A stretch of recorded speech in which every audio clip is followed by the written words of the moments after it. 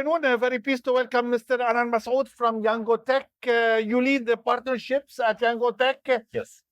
It's an evolving brand in the Middle East, Yango. You are even one of the sponsors of GITEX 2024 as the mother brand. Sustainability and technology, they are very much interconnected. Absolutely.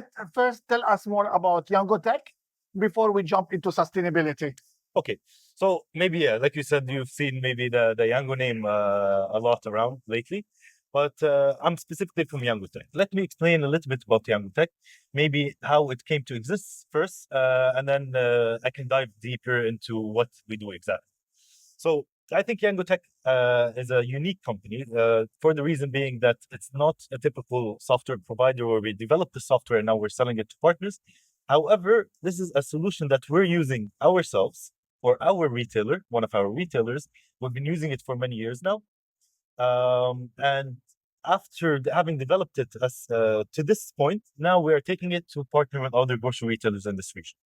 So the retailer that I'm talking about is a purely dark store based business. Some people might not know. The big supermarkets. Yes, but it's not a typical brick and mortar store where you can walk in and do the shopping. It's a dark store where customers cannot go in. However, they only behind the wall. Yes, they can order from it online. Okay. So it was a very successful business model, and we were able to grow it to over 500 dark stores. And now in the Middle East. No, this is in the CIS region, okay. mainly Russia. And it's handling over 250,000 daily orders as of now. So we took this technology, and this is the technology that we're providing with from Yango Tech. Okay. So it is in the Middle East. Yes, it is specifically for grocery retailers, large grocery retailers. If they want to start selling online, e-commerce, or specifically quick commerce, where they can do deliveries within 15 or 20 minutes. That's where we come in and we help them or empower them to do so. So we provide them the technology to do so from beginning to end. Yes. And how are you improving in terms of sustainability? How are you increasing basically or decreasing emissions and decarbonizing basically? Absolutely. Beautiful question. So in multiple ways. So as you know, typically the brick and mortar retail stores, they're large spaces, they're large stores where they can store all this high number of SKUs, for example. Not only large space, but with the large space comes higher bills, more employment, more manpower, etc. So with the dark store business model, you can decrease all of this by a significant amount. So instead of having or needing a store where it's like 10,000 square meters, now maybe you just need a space of 1,500 square meters where you can store the same exact number of SKUs. Yes. And deliver to people on. Yeah. Now, I know a question that you might ask me is with the deliveries. How can we help sustainability with the deliveries, especially that each time someone's ordering, now we're having to deliver it to them?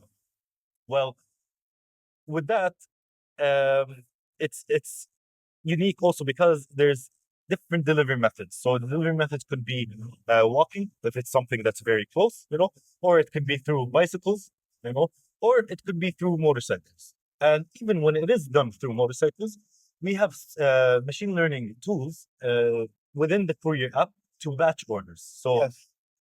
This is very interesting and very useful for sustainability. Many e-commerce, including the big ones in the Middle East, you order, for example, something from their app, a long list, you order the list at once, and every 15 minutes, 30 minutes, someone knocks on your door, delivery from the same company. Why can't they club and basically all the orders and deliver them at once for the sake of sustainability or basically, practices? Yes, I've seen, like personally, I've seen this many times. Not necessarily with groceries, but maybe with just miscellaneous. Yes. Almost all e-commerce providers in the UAE and especially in UAE and in other parts of the Middle East, almost all of them do not club. True.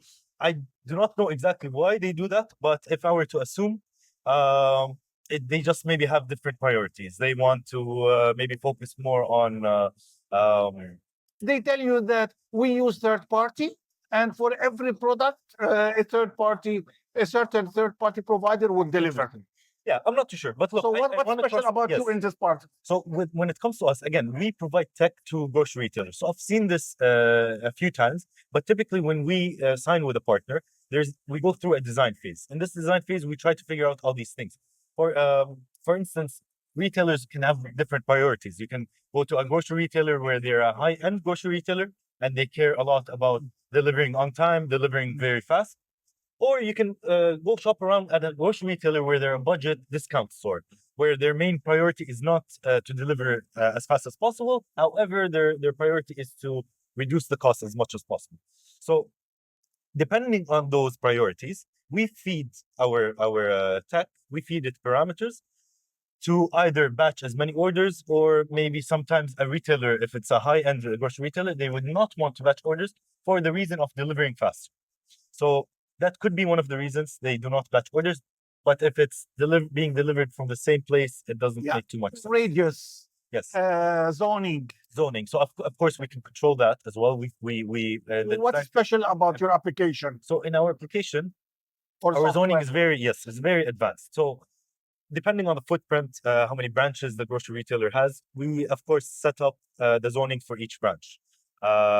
Which branch is delivering to which customers, so that they only see the products that are What is relevant the to them. maximum radius? So there is no specific maximum radius. It will depend on the delivery methods. So again, delivery methods could be walking, bicycles, motorcycles, and then some grocery retailers can have cars. So if a vehicle is delivering, of course it can have a bigger radius. But what makes us unique is this zoning is very advanced, even to a point where if you have a branch that closes before another branch, for example, or if you have a branch that's undergoing renovations, we can switch the zoning to another branch. So it can take over. For instance, this branch closes at 10 p.m. and this one keeps going until 1 a.m. As soon as this branch closes, people ordering from this zone will start, your orders will start being handled by the other. My last question, what is next for you? And where are we in terms of technology to make it more sustainable in the delivery and e-commerce space? So this is just the beginning. As you might have seen, Yango is expanding rapidly in this region. Yango, or the mother company Yandex, is not a new company. It's been existing for many years, maybe just not in this region. But we're very optimistic. We're bringing all the advanced technologies to this region. For Yango Tech specifically, I am very excited because we're just starting to sign retailers. More and more. Yes, more and more.